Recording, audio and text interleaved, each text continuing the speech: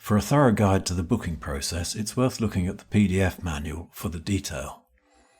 However, there are a few more items that we should highlight here. The first is that the view, by default, is set to hide declined and cancelled. So if we set it to show all, this now will show any booking that has been declined or cancelled. So the first thing I will do is edit one of the requested bookings, and we're going to decline it. This will send an email to the customer telling them why it's been declined. Click decline, and we must choose one of the preset reasons. And you can choose any of these and it will send that text to them. So I'll just choose one, hit submit, and that booking is now declined, and it shows in this lilac colour. Once a booking has been accepted, in other words it shows booked, licensed or finalised, you can then choose to cancel it. So I'll click on this booking here, choose cancel booking, and again that will send a standard email to the customer to tell them that their booking has been cancelled. And you get a please confirm button, and they're sent the email. Whenever a booking is held, the reason is not sent to the customer. So really these reasons here are really only for you to track what's happening.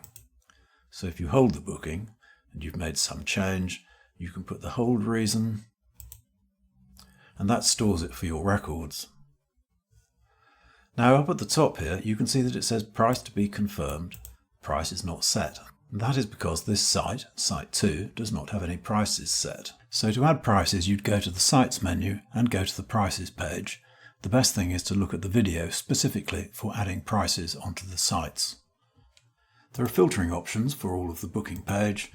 You can filter by region, owner, the centre, or the exec who is assigned to that centre. Other detail to be aware of is the tab filter at the top. At the moment this is set to all, so in other words it shows all types of sites. But if you click on third line revenue, it just shows a third line revenue booking, a vacant shop booking, and sites and promotional will only show the standard booking types. Furthermore, the different types of site are highlighted.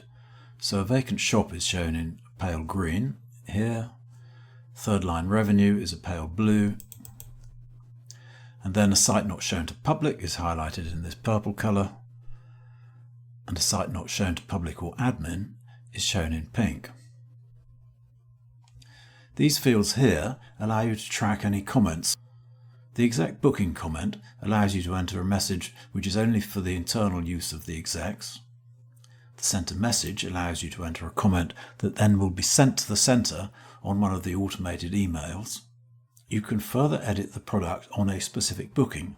At the moment this is showing the customer's standard product range, and you can change that if you want. Click amend product, enter another phrase, and then when you save that, that will be saved as part of the booking.